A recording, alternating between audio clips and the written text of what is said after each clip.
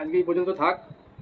আর পড়াশোনা করতে হবে। পড়াশোনা এই আমাদের যে ওয়েস্ট বেঙ্গলের ক্যান্ডিডেটদের মানে মানসিকতাটা কীরকম আমি বলি যে এরা পরীক্ষা যখন নোটিফিকেশান আসে তখন পড়া শুরু করে, নোটিফিকেশান আসার পর। তার আগে কিন্তু সেভাবে পড়াশোনা করে না। এক নম্বর পয়েন্ট, 2 নম্বর খুব পড়বে, এত পড়া পড়বে, তারপরে আর পড়তে ভালোই লাগবে না। এই যেমন পরীক্ষা হয়ে গেছে, পড়া শেষ, তো ঘুরঘুর পাচ্ছে কবে কাট অফ দেবে, ফাইনাল অ্যান্সার কি কবে দেবে, এই আশায় বসে আছে। এই 40 থেকে এই মোটামুটি 45 পাওয়া ক্যান্ডিডেটগুলো আমি যেটা দেখতে পাচ্ছি, এরা কিন্তু মানে বুঝতে পারছে না যে কী করবো, পড়াশোনা করবো নাকি ছেড়ে দেবো। এরা কাট অফের আশায় বসে আছে। কাট অফ দেবে, ওই দেখা যাবে ইন্টারভিউ নেবে হয়তো নভেম্বরের ফার্স্ট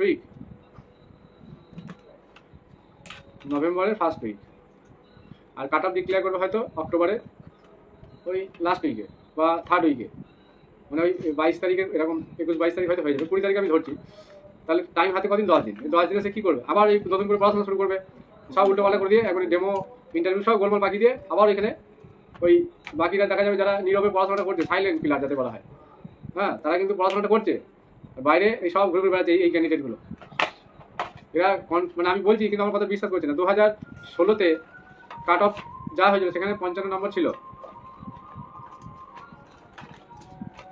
ওগুলো নিয়ে ভাবতে হবে, আমি যেগুলো পড়াচ্ছি ওগুলো নিয়ে তোমাদের ভাবার কি দরকার, তোমার পড়াশোনা করো, যা দেবার আমি যথেষ্ট দেবো, ওর বাইরে কিছু আসবেও না, ধরবেও না। বেশ, এবার বলি তাহলে এই 16 কি 18 মার্কস একটা পাওয়া যেত 20-র মধ্যে, সেটাও হারাবে, দিয়ে ওই 6 থেকে 8-এ সীমাবদ্ধ হয়তো থাকবে, তাও না হতেও পারে। এখানটায় সব ওই 10 দিনে মেকআপ দেবে, কোনো কিছু ঠিক করে বলতে পারবে না। তাহলে এই জায়গাটায় কিন্তু এই ক্যান্ডিডেটগুলো পুরো ফেসে যাবে। ঠিক আছে, 2016-এর কাট অফ ছিল 55 নম্বরে, জেনারেল 31 আর ওবিসি মানে 24। তাহলে আমি বলছি 5 কোয়েশ্চেন বেড়েছে, তাহলে 60। তাহলে এই 31 মানে কত পার্সেন্ট ছিল, 55 31, জেনারেল 60 অ্যাভব ছিল, এই 50% অ্যাভব ছিল। ঠিক আছে, তাহলে আমি ধরছি 60% যদি ধরি, তাহলে 60-এর 60% মানে কত, তাহলে 40 পাওয়া মানে কত হলো, 400/6, 6 6 36, ঠিক আছে, 40 আবার 6 মানে 66%। আমি জেনারেলদের ক্ষেত্রে ধরছি 66% নাম্বারটা কিন্তু কম নয়। যারা বাইরে উল্টোপাল্টা বলে বেড়াচ্ছে কয় ক্যান্ডিডেট আমি দেখছি না সেভাবে, ওরা একদল পরীক্ষা যাতে খুব খারাপ হয়েছে তারা চেষ্টা করছে যে এক্সামটা কীভাবে ক্যান্সেল করা যায়, ওসব কিচ্ছু হবে না। ভ্যাকেন্সি বাড়বে, আমি বলেছি কিছু বাড়বে ভ্যাকেন্সি, যেটা সায়েন্সের সাবজেক্টই বেশি বাড়বে, আর্টসের সাবজেক্টে সেভাবে ভ্যাকেন্সি বাড়বে না। এই জায়গাগুলো মাথায় রেখে কাজ করতে হবে। আমার কথায় আজকে অনেক হয়তো মানে আমার খারাপ লাগলো যে আমার કોઈ বিশ্বাসই করলো না। সে বলছে যে ডেমো দেবো না, কারণ আমার কাট অফে আমি পাবো কি পাবো না।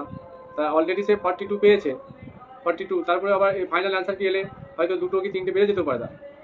তারপরেও সে বলছে যে আমি পাবো কি পাবো না, অথচ আমি যথেষ্ট ভাবে বলা হয়েছে তাকে যে এগুলো ভুল ধারণা, কিন্তু আবার 5 জায়গায় 5 রকম কথা শুনছে, দিয়ে আবার এইসব মাথায় ঢুকিয়ে নিয়ে যদি পড়াশোনাটা পুরো একদম স্টপ করে দিচ্ছে।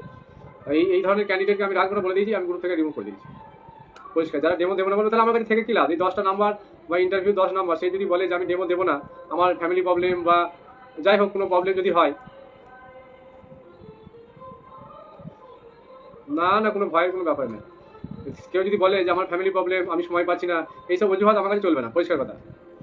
ওসব অজুহাত আমি শুনবো না। তুমি চাকরির জন্য প্রিপারেশন নিয়েছো 3 মাস, আর এই একটা মাস পড়াশোনা করতে পারবে না, আমার ধরা সম্ভব নয়, তাদের সঙ্গে আমার কোনো রিলেশন নাই, ব্যাস কাট অফ। ঠিক আছে, পড়াশোনাটা চালিয়ে যেতে হবে, পড়াশোনা শেষ নয়। পড়াশোনা যদি না করো তাহলে পরীক্ষার আগের দিন কিন্তু আবার সেই বই নিয়ে দৌড়তে হবে, এখন থেকে যদি ফাঁকি দাও। ইন্টারভিউ আগের দিন ওই দেখবে ইন্টারভিউ হলের রুমে ঢোকার আগে বই নিয়ে দেখবে খুলে বসে আছে, কী হবে। এই জায়গাগুলো এখন থেকে রিকভার করতে হবে, ইমপ্রুভমেন্ট করতে হবে, বাড়িতে প্র্যাকটিস করতে হবে। ডেমো 24 ঘন্টার মধ্যে 5-6 ঘন্টা পড়ে থাকতে হবে, কী করে বেটার করা যায়। ঠিক আছে।